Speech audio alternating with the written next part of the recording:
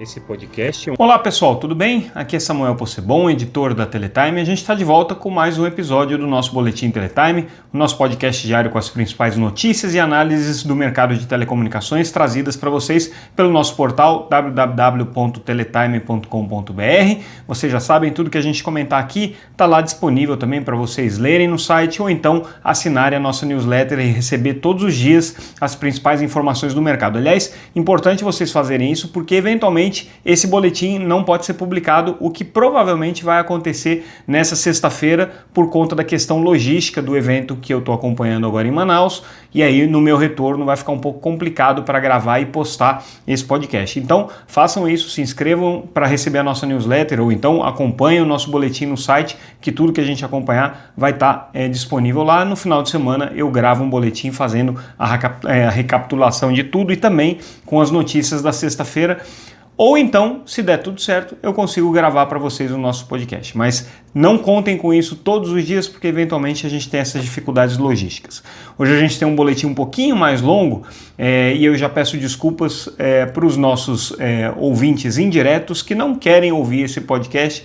Hoje eu vi uma história ótima de uma ouvinte assídua do nosso podcast. Todos os dias leva o filho para a escola ouvindo o Boletim Teletime, mas o filho reclama muito de ter que ficar ouvindo matérias, notícias e análises sobre o mercado de telecomunicações.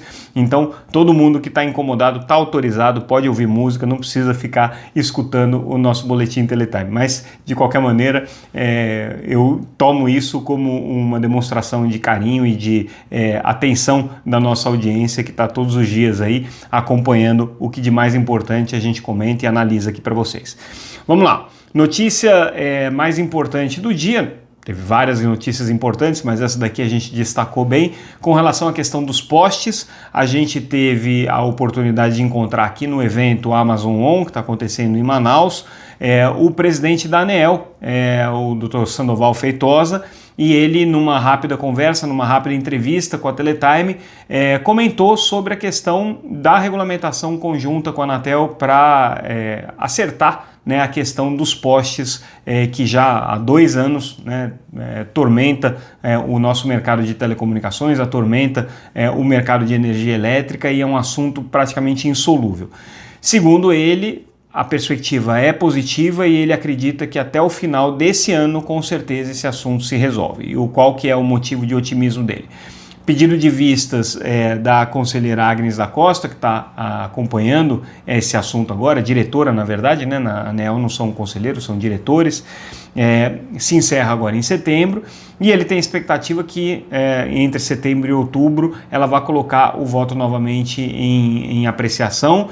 Ela fez uma consulta pública para a Procuradoria Federal Especializada da ANEEL, em que ela questiona principalmente o dispositivo do decreto que regulou algumas regras aí para o compartilhamento de postes, se haveria ou não a obrigação da cessão do direito de exploração dos postes. A gente não tem ainda a resposta da Procuradoria, mas já apuramos aqui que possivelmente a resposta da Procuradoria será no sentido de que tem que obedecer o decreto, porque não vai ser diferente, e o decreto diz claramente que a cessão dos postes é uma obrigação, ela é compulsória para as empresas de energia. Então essa deve ser um elemento aí balizador do voto da diretora Agnes, e a expectativa dele é que isso então já encaminhe a votação para acontecer até o final desse ano. A gente lembra que tem um dispositivo previsto regimentalmente para o presidente da ANEEL, que é avocar os processos para ele, caso ele entenda que tem alguma dificuldade, alguma lentidão na tramitação. Então isso ainda é uma possibilidade. Mas ele se mostra otimista, ele veio nesse evento de telecomunicações, esteve aqui com o presidente da Anatel junto com o presidente Carlos Baigorre. Não falaram muito de postes, não foi um tema que eles entraram publicamente, eles falaram principalmente da questão da necessidade de levar energia para áreas não atendidas hoje pela rede de energia elétrica, e isso de alguma maneira caminha ao lado da questão da conectividade também, porque onde não tem energia não vai ter conectividade. Então são projetos conjuntos. A gente vai comentar daqui a pouco como é que foi essa questão do trabalho aí das duas agências e das manifestações durante o evento. Mas, de qualquer maneira, postes não foi um tema, mas a gente conversando com ele entendeu que existe aí sim uma possibilidade já bastante concreta desse tema avançar agora nos próximos 1 ou 2 meses aí pela frente.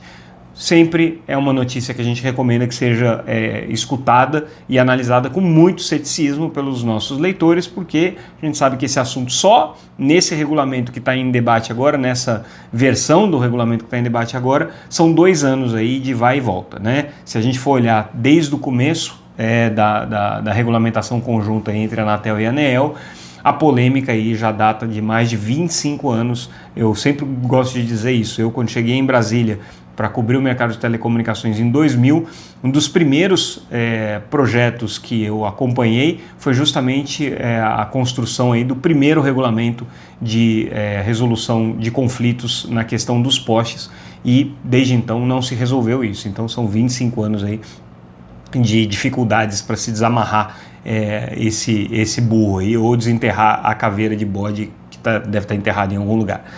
Mas vamos lá, vamos adiante. Outro tema importantíssimo, Plano Geral de Metas de Competição, como a gente já tinha antecipado ontem, vai de fato entrar na votação do Conselho Diretor, na reunião extraordinária do Conselho Diretor, que vai acontecer agora nessa sexta-feira, ao meio-dia. E a gente apurou, confirmando já praticamente, né? Ainda, claro que existem detalhes, a votação ainda, né, o voto ainda vai ser distribuído pelos conselheiros, mas já existe uma costura de bastidores entre os conselheiros da Anatel, no sentido de que pelo menos 2 dispositivos muito importantes que foram trazidos no relatório do conselheiro substituto Vinícius Caran, que foi o primeiro a analisar essa questão lá no final de abril, devem cair. Então a gente está falando do mercado relevante para MVNOs, que foi uma das grandes inovações aí que a área técnica sugeriu para o Plano Geral de Metas de Competição. Esse mercado aí não deve existir mais, não deve mais ser considerado dentro do PGMC, até porque a Anatel entende que existe uma regulamentação específica para MVNO. Então essa, ou se não deixar de existir, vai ser substancialmente desidratado. Tá? Esse aí é um ponto que aparentemente as MVNOs estão com um problema aí pela frente. O outro ponto que deve cair é a questão de obrigatoriedade de exploração industrial de espectro para uso secundário, né? Então, essa foi uma inovação trazida também pelo voto do conselheiro Vinícius Caran, quando era conselheiro substituto, e também deve cair porque esse assunto vai ser jogado para o regulamento de uso de espectro, o RUI, que também está sob análise do conselheiro Alexandre Freire. Ainda tem alguma discussão sobre questões de roaming que podem ser alteradas, e uma mudança importante, uma inovação importante que o conselheiro Alexandre deve trazer é com relação ao mercado de TV por assinatura, no sentido de desonerar as operadoras de TV por assinatura atuais de qualquer classificação como empresas de poder de mercado significativo no que diz respeito à TV por assinatura. Então todo mundo ficaria mais ou menos na mesma regra da Sky, isso inclui a própria Claro. Claro que existe uma situação, né, que é o fato da Claro ser uma operadora com poder de mercado significativo no mercado de banda larga, no mercado de telefonia, e aí isso contamina todo o grupo no que diz respeito à aplicação das regras e das exceções que PMS teriam. Mas no caso dos regulamentos bem específicos de TV por assinatura, isso deve dar um alívio regulatório importante aí para as empresas de TV paga. Outro tema que a gente traz, e aí claro, né, com relação a essa questão do Plano Geral de Metas de Competição, é uma manifestação da ABRA atual, que é a associação que reúne as MVNOs, ainda muito simpática, mas ao mesmo tempo preparatória para o tsunami que pode chegar aí na próxima sexta-feira, dizendo que está muito confiante com a votação do Conselho Diretor e com a posição do conselheiro Alexandre Freire com relação ao mercado relevante de MVNOs, que deveria vir, né, no entendimento da ABRA atual, na próxima versão do Plano Geral de Metas de Competição. A se confirmar a nossa notícia de que esse mercado vai cair fora, a Abra atual vai ter que se posicionar e provavelmente vai ser com uma posição mais dura. Então estão elogiando agora, né, e chamando atenção para a Anatel, para a importância do tema, mas tudo indica que é só uma preparação para enfrentar esse momento, que vai ser um momento bem desafiador aí para as operadoras operadoras virtuais brasileiras. Bom, agora vamos falar sobre um outro tema que tem a ver com as reuniões do Conselho Diretor da Anatel e tem a ver com um assunto que a gente já está acompanhando bem de perto, que é a questão das Big Techs. O que acontece? 2 conselheiros da Anatel foram sabatinados e aprovados essa semana no Senado Federal, o conselheiro Otávio Pierante e o conselheiro Edson de Holanda. Os 2 agora precisam tomar posse, precisa sair o termo de posse desses 2 conselheiros, que é uma publicação ali do presidente da República. A expectativa é que esse termo de posse saia só no dia 11 de setembro. Parece que tem uma questão burocrática aí envolvendo principalmente o conselheiro Edson Holanda. Eu não consegui confirmar essa informação, mas tem uma pendência. Mas de qualquer maneira a data que está circulando aí como uma data mais provável para a posse dos 2 é o dia 11 de setembro.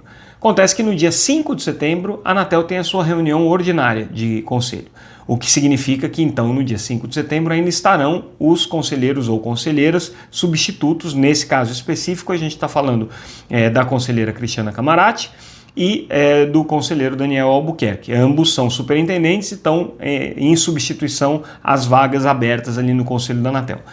Só que tem um fator importante: a conselheira Cristiana Camarati é relatora do regulamento de deveres dos usuários de redes de telecomunicações, redes e serviços de telecomunicações, que vem a ser o famigerado regulamento que poderia tratar, né, da relação entre empresas de telecomunicações e empresas de internet. Se vocês não lembram, a gente deu detalhes desse regulamento, a gente teve acesso a uma versão do trabalho que está sendo minutado pela Anatel e já fizemos uma matéria ali contando o que se pode esperar dessa regulamentação. Só que a conselheira Cristiana Camarati precisa colocar isso aí em pauta. Poderia já ter feito isso em agosto. A gente apurou que houve um pedido aí, uma sinalização do governo para não colocar em pauta nenhum assunto que pudesse interferir nas relações entre Brasil e Estados Unidos nesse momento. Por quê? Porque esse regulamento ele amplia os poderes da Anatel sobre as Big Techs, portanto cria problemas aí na relação entre o governo brasileiro e as empresas de tecnologia.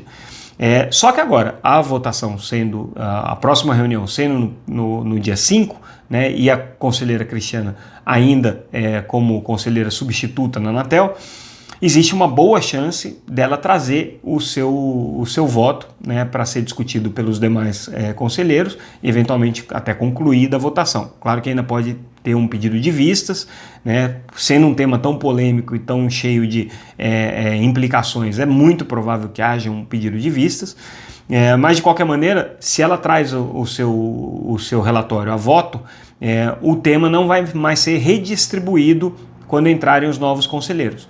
Então, ela já apresentando o voto já fica consignado, e aí, se alguém pedir vistas, esse vai passar a ser o relator da matéria dali em diante.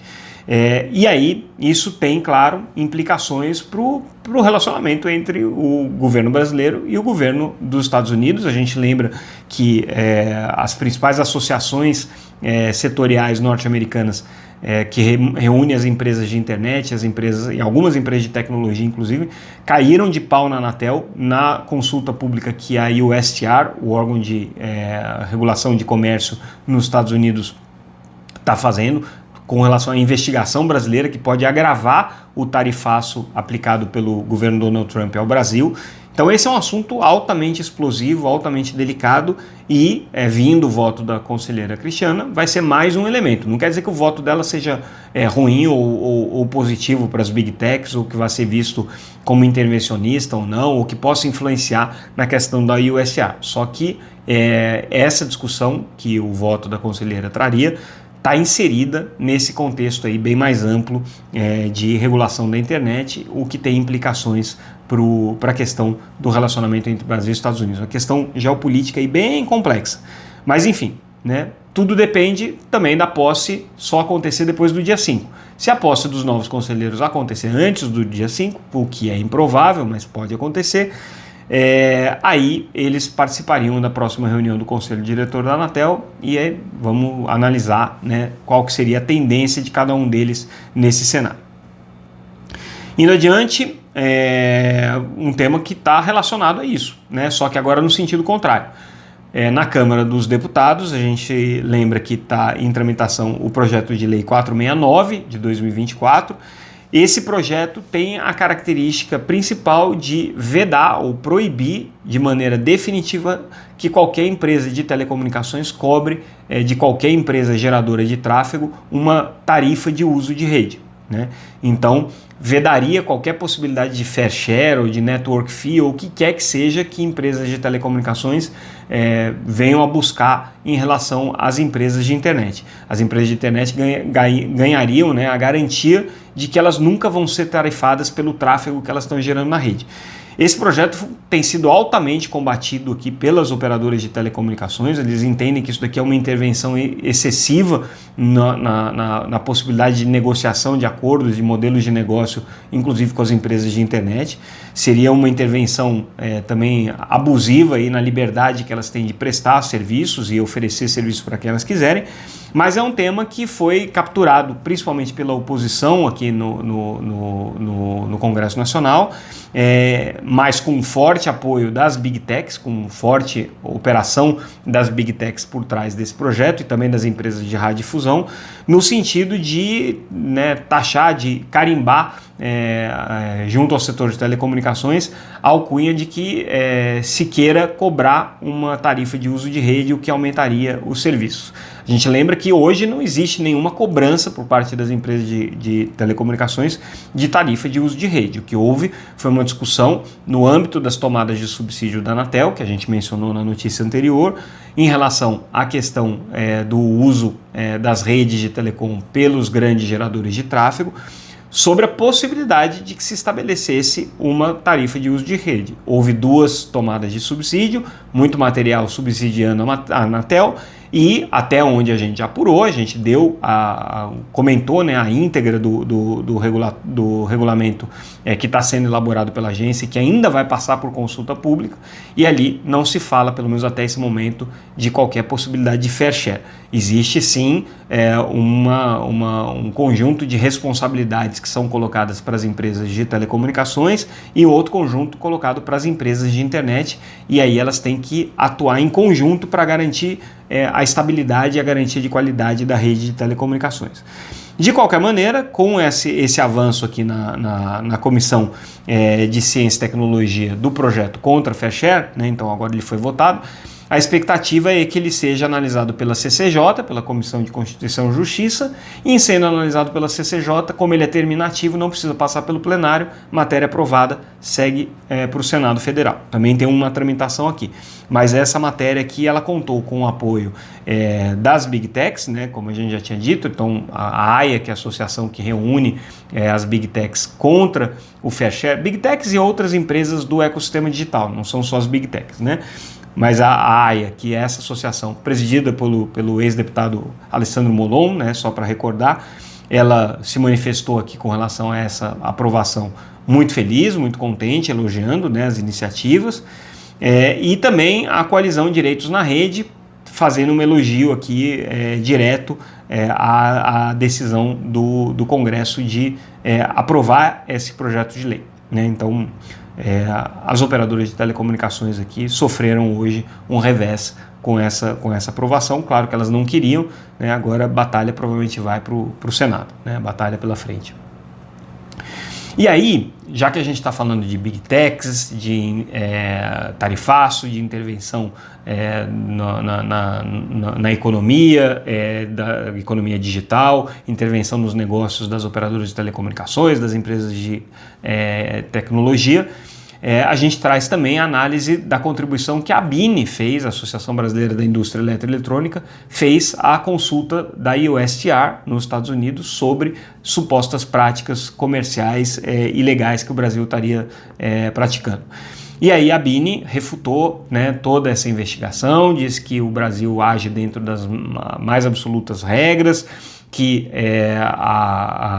hoje, né, a balança comercial entre Brasil e Estados Unidos é favorável aos Estados Unidos, que o Brasil não tem nenhuma legislação que impeça os Estados Unidos de operarem no Brasil, inclusive várias das empresas que compõem a ABINE são empresas norte-americanas. E aí que vem um detalhe super curioso dessa história. A ABINE está se manifestando contra a investigação da USTR, contra a investigação pela seção 301, que é o nome técnico, né, dessa investigação, de certa maneira em apoio à posição brasileira, ao governo brasileiro, né? Enfim, uma associação brasileira se manifestando nessa questão. Só que ela tem entre os associados, né, algumas empresas norte-americanas, como é o caso, por exemplo, da Cisco, da Qualcomm, da Dell, da Motorola, né, da Oracle, da IBM, né, e também algumas empresas mais ligadas aí ao setor de telecomunicações, como é o caso da Ericsson. Todas essas empresas também assinando a carta de manifestação das entidades norte-americanas, né? Então, se de um lado nos Estados Unidos essas entidades de tecnologia atacam o Brasil, atacam a Anatel, atacam todas as iniciativas de regulação do ambiente digital, né, e defendem a investigação da USTR contra o Brasil, né?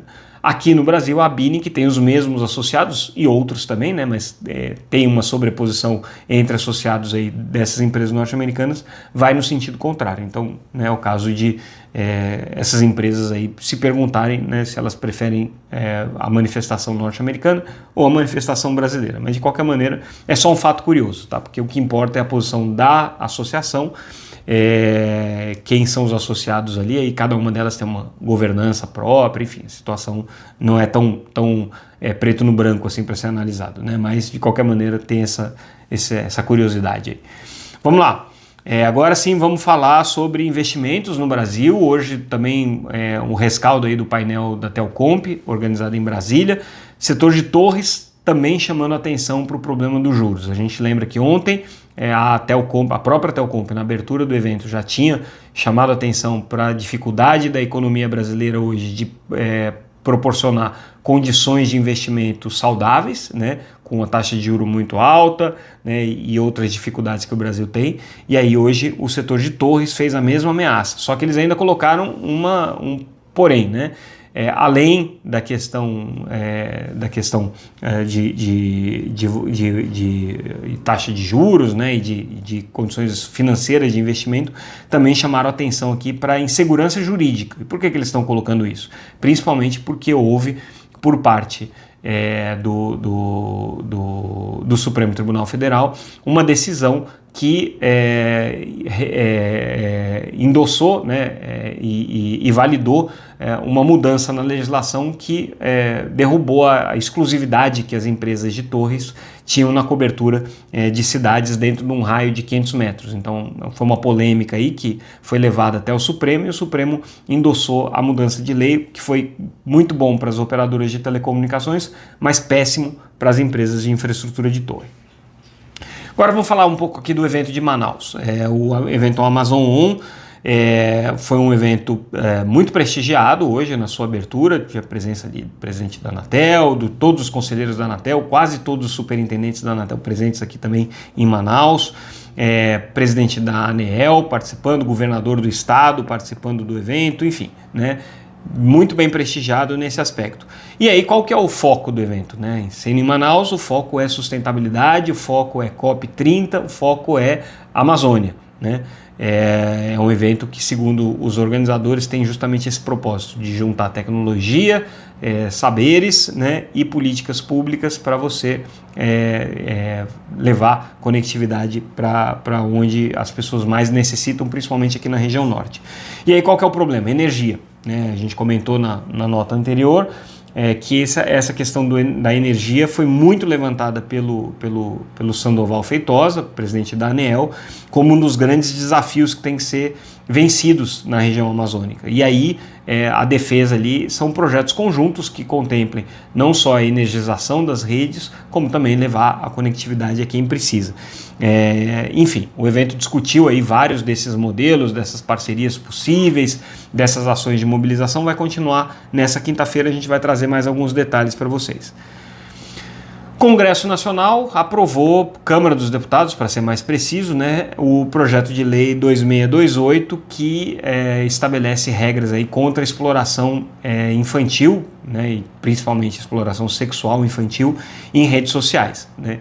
Então, projeto aí que já vinha tramitando há algum tempo, né, desde 2024, ganhou um fôlego gigantesco com as denúncias feitas pelo youtuber com relação a toda essa indústria de exploração da infância, né, das crianças nas redes sociais, e aí isso aqui motivou o Congresso a dar um passinho além, né, aprovando aqui na Câmara dos Deputados esse projeto, que agora, obviamente, segue para o Senado para ser avaliado pelos senadores. Mas foi uma evolução aí no meio de tanta pancadaria, de tantas críticas das Big Techs com relação às iniciativas do Brasil de tentar regular alguma coisa no ambiente da internet. Isso aqui, por enquanto, está passando, né? Não quer dizer que ela vai ser promulgada, que ela vai ser aprovada no Senado e que, no final das contas, vai ser promulgada, mas tem andado. E aí a gente fala também sobre esse projeto, né, com relação a essa questão dos direitos das crianças, que uma parte do substitutivo que foi aprovado prevê isenção de algumas regras para as plataformas de streaming, porque eles entendem que as plataformas de streaming já têm uma curadoria de conteúdo, então não haveria necessidade de você ter uma estrutura para você derrubar conteúdos que erotizem ou que explorem crianças de maneira automática, né? Então esse substitutivo caiu aí como uma luva para as empresas de streaming, tirando elas do escopo, do alcance aí dessa mudança sobre sustentabilidade que a Anatel anunciou. Vamos lá, falando também agora de manifestações do ministro das Comunicações, Frederico Siqueira, também no encerramento da Telcomp. O que ele disse? Que tem dinheiro, tá? Que o Ministério das Comunicações tem hoje como investir ou como arrumar recursos para investir em bons projetos que incluam conectividade significativa, ampliação da infraestrutura, universalização das telecomunicações, enfim, tudo aquilo que está no FUST, né? O ministro defendendo aqui, dizendo que tem condições de bancar esses projetos se eles forem bem estruturados e bem apresentados aqui. Vamos ver como é que vai funcionar isso, né? Não é uma coisa muito simples, não. E aí a gente fecha com a notícia da tomada de propostas do governo de Goiás para colocar na forma de créditos de ICMS 120 milhões de reais na mão das empresas que queiram fazer cobertura de áreas não cobertas com redes móveis. Então, basicamente aqui, né, como a gente está falando do estado de Goiás, que é um estado com uma atividade rural muito importante, a gente está falando principalmente de rodovias e fazendas, né, conectadas. Então, o ministro Frederico dizendo que tem dinheiro para fazer, está atento a isso e essa é a prioridade do Ministério das Comunicações. De novo, né, agora a gente tem que olhar qual é o passo seguinte dessa história. E com isso, pessoal, a gente encerra o nosso boletim de hoje, encerramos o nosso boletim Teletime. Como eu já disse, a gente não sabe se vai ser possível gravar o podcast que iria ao ar na sexta-feira de manhã, com as notícias dessa quinta, agora dia 21. Se não for possível, a gente acumula tudo e no final de semana a gente faz quinta e sexta. Se não, a gente consegue trazer aí pelo menos um resuminho bem rápido e cumprimos assim a nossa agenda de 5 podcasts por semana. Agradeço mais uma vez a audiência de todos vocês e amanhã a gente volta, ou em breve a gente volta. Tchau, tchau.